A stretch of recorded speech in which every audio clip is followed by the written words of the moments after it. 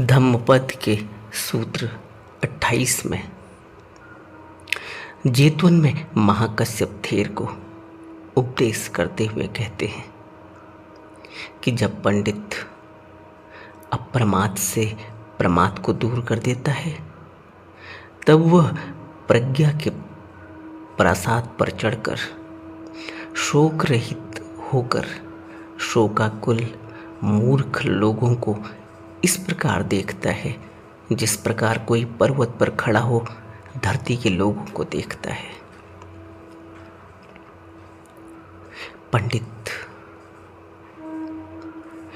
पंडित का अर्थ वह जो जानकार हो गया, जिसने अनुभव कर लिया अंदर।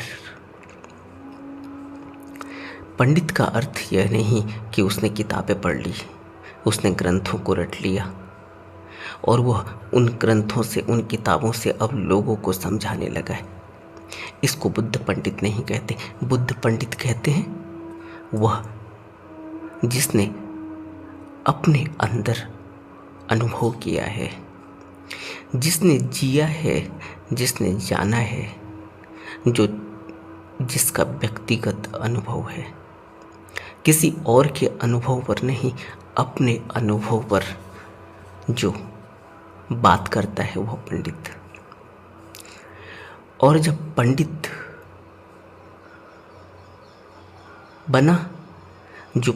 बना, जो अनुभव में ले आया उस असीम ऊर्जा को, तब उसके अंदर जागृति पैदा होती है। उसी को अप्रमाद कहते हैं। अप्रमाद यानी वह ऊर्जा, वह जागृति, वह किरण जिससे प्रमाद रूपी अंधकार स्वतः ही हट जाता है। अप्रमाद से प्रमाद को दूर कर देता है। ऐसे ही जैसे एक अंधेरे में कमरे में कोई एक छोटी सी लौ जला दे, उससे प्रमाद रूपी अंधकार स्वतः ही दूर हो जाता है। इसी तरह जो पंडित बना, जिसको अनुभव हुआ, जिसने साक्षात किया, वह अपने उस अनुभव के आधार पर उस ज्ञान की ज्वाला से, ज्ञान की लौ से प्रमाद रूपी अंधकार को दूर कर देता है।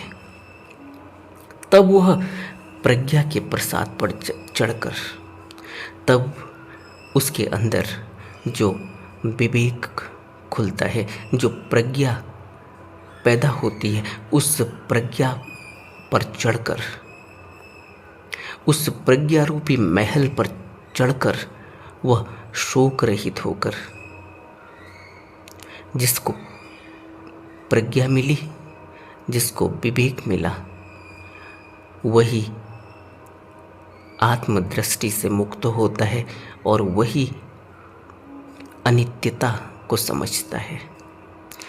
जिसने भी अनित्यता को समझा वह व्यक्ति शोक रहित हो जाता है। शोक, किस चीज का शोक? इस संसार में शोक किस चीज का है? कोई अपना था जो चला गया, शोक पैदा होता है। कोई हमने अपना बनाया, इकट्ठा किया, कोई वस्तु एकत्रित की, चोरी हो गई, छिन गई, बर्बाद हो गई, सड़ गई, गल गई, शोक पैदा होता है। शोक हमेशा ही अनित्य को नित्य समझने की वजह से होता है। और जिसके अंदर प्रज्ञा खुली, जिसके अंदर प्रज्ञा का जन्म हुआ, वह व्यक्ति अनित्य को अनित्य जानता है, अनात्म को अनात्म जानता है। और अनित्य को अनित्य जानकर और अनात्म को अनात्म जानकर वह शोक रहित हो जाता है। फिर उसका शोक किसी से भी नहीं, किसी के प्रति अब उसकी कोई आसक्ति नहीं, कोई लगाव नहीं, कोई झुकाव नहीं। अब वह जो व्यक्ति अनित्यता को नित्यता मानकर शोक करते हैं इस संसार में, जो आत्मदृष्टि में पूरी तरह से डूबे हुए हैं, जो मैं और मेरी के बंधन में इतनी बुरी तरह से जकड़े हुए हैं कि उनका अहंकार उनके ऊपर ऐसे ही खड़ा है जैसे कोई नाग फन उठाए अपने दुश्मन को देखता है। ऐसे ही शोकाकुल मूर्ख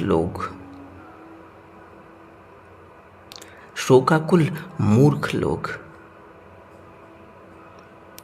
दिखाई देते हैं उसको जो पंडित हुआ, जो अप्रमाद से प्रमाद को दूर कर देता है, जो बुद्धत्व को उपलब्ध हो गया।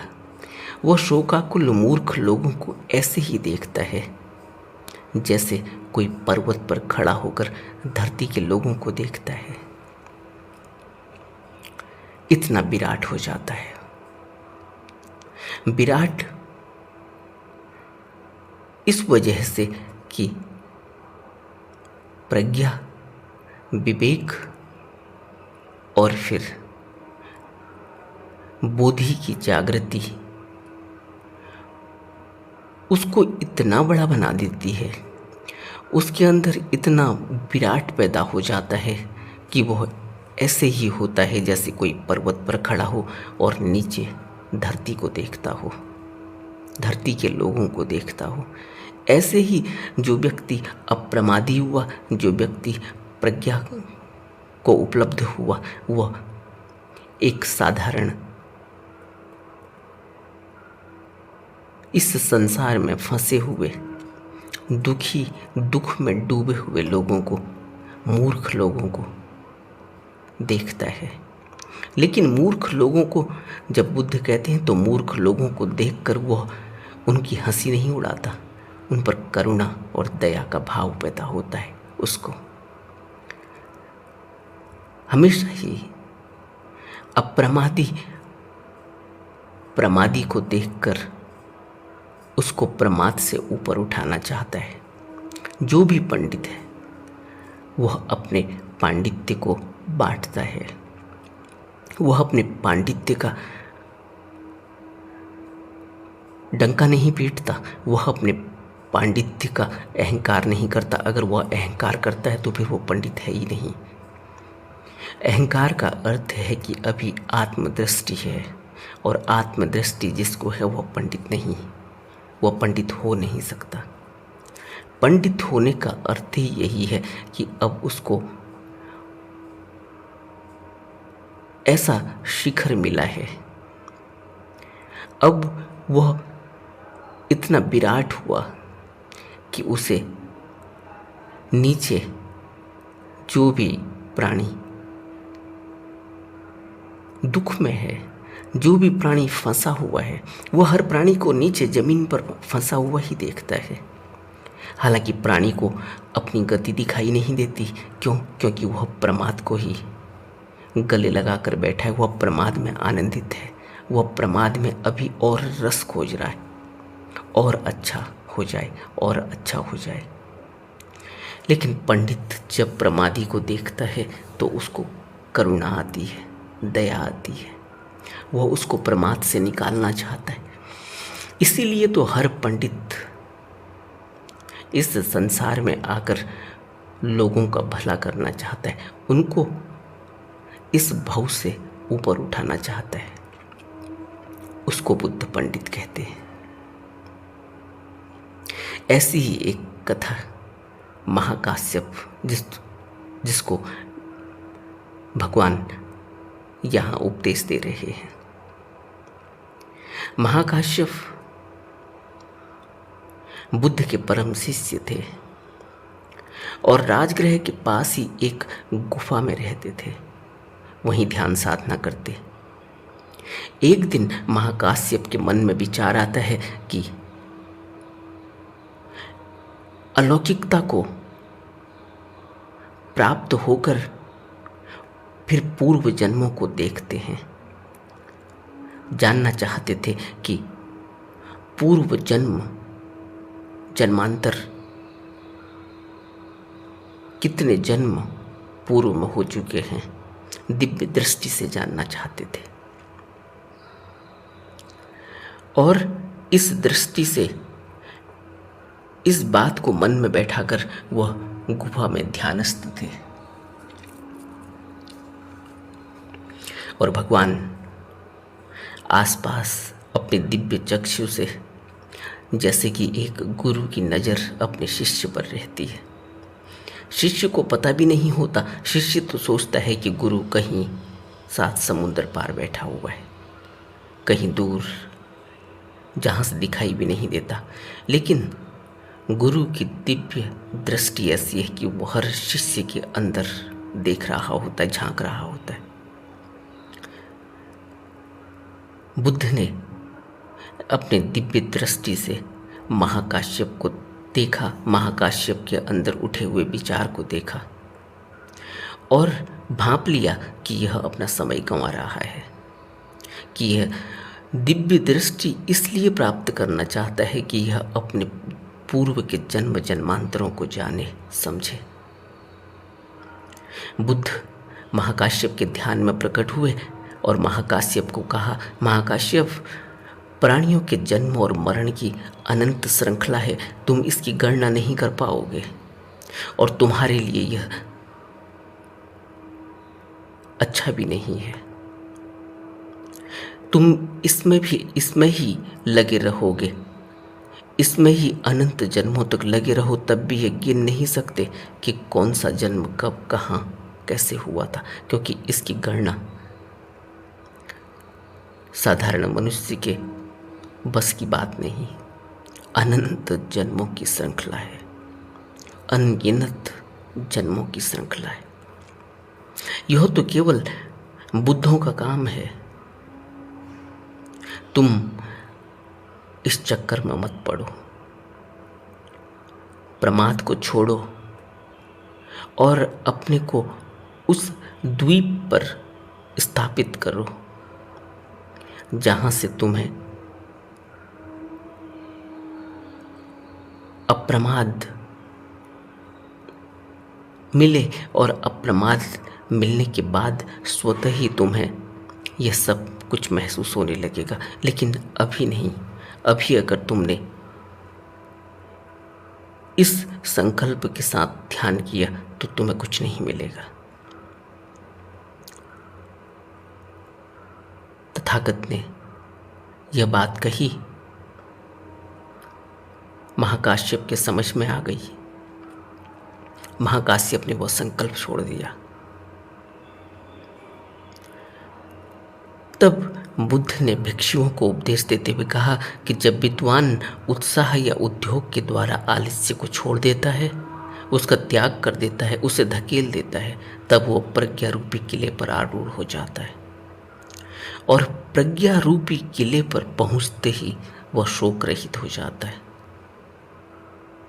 किले पर पहुंचकर ऐसे ही जैसे पर्वत के ऊपर खड़ा होकर कोई धरती के लोगों को देखता है, उनके दुख तकलीफ, उनकी मूर्खता को देखता है और करुणा और दया से भर जाता है, उनके ऊपर दया करता है, करुणा करता है, उनका भला चाहता है। ऐसे ही धीर पुरुष अज्ञानियों को देखता है। इसलिए महाकाश्यप ने जब यह विचार को छोड़ दिया, तभी महाकाश्यप को अप्रमाद घटित हुआ, तभी महाकाश्यप को प्रज्ञा उपलब्ध हुई, तभी महाकाश्यप ने बिना संकल्प के ध्यान किया, तभी महाकाश्यप ने बिना किसी विचार को मन में रखे हुए आत्मदृष्टि को जगाए हुए ध्यान किया। आत्मदृष्टि को जगाकर ध्यान करने से कुछ नहीं मिलता। मैं और मेरी मैं पाकर रहूँगा। इस बात को, इस आत्मदृष्टि को अंदर बैठा कर जिसने भी ध्यान किया उसको कुछ भी मिलने वाला नहीं। इसलिए महाकाश्यप को बुद्ध कहते हैं कि जब पंडित अप्रमाद से प्रमाद को दूर कर देता है तब वह प्रज्ञा को उपलब्ध होता है और उस प्रज्ञा के महल में सुशोभित होकर वह शोक रहित होकर शोकाकुल मूर्ख लोगों को ऐसे ही देखता है जैसे पर्वत पर चढ़कर धरती के लोगों को देखा जाता है। पमादंग अपमोदन, पमादंग अपमादेन यदा नुदति पंडितो, पाहिया पासाद मारुय अशोको शोकिनिंग पजंग, पब्ब तट्ठो व भूमठे धीरो बाले अवेक्षति। पब्ब तट्ठो व भूमठे, पर्वत पर चढ़कर भूमि को देखता है। धीरो बाले अवेक्षति, धरती के लोगों को देखता है पर्वत पर चढ़कर। ऐसे ही वह अप्रमाद युक्त होकर, प्रज्ञा पर आरूढ़ होकर, करुणा और दया से, आत्मदृष्टि से भरे हुए, अनित्यता से भरे हुए लोगों को देखता है। तब बुद्ध ने यह गाथा कही थी, तब बुद्ध ने यह धम्मपद के उपदेश दिए थे महाकश्यप को। धम्मपद का यह सूत्र 28 बहुत ही अनमोल है। अनमोल उसके लिए जो व्यक्ति ध्यान को अपने जीवन में अभिन्न अंग बना चुका है, लेकिन ध्यान में उसको रस आता नहीं। वह संकल्प लेता है और संकल्प लेता है ऐसे जैसे वह कोई विशेष कारनामे करना चाहता है। अपनी मैं और मेरी की दृष्टि से अपने को विशेष समझना, इसके लिए ध्यान करना। कुछ भी अंदर संकल्प लेकर उस संकल्प की प्राप्ति के लिए ध्यान करना। और बुद्ध ने महाकाश्यप को चेताया, महाकाश्यप समझे और महाकाश्यप ने वह संकल्प छोड़ दिया और महाकाश्यप बुद्ध के परम शिष्य बन गए। हमें बुद्ध के उपदेशों को अपने जीवन में उतारने के लिए गहरी ध्यान साधना की आवश्यकता है और इस गहरी ध्यान साधना के लिए हमें अपने संकल्प विकल्पों को छोड़ना होगा। बुद्ध के बताए हुए उपदेशों को सीधे सीधे अपने जीवन में लागू करना होगा, तभी हम अप्रमाद को प्राप्त कर सकते हैं, तभी हम प्रज्ञा को उपलब्ध हो सकते हैं, तभी हमारे अंदर से अज्ञानता का अंधकार मिटेगा। नमो बुद्धाय।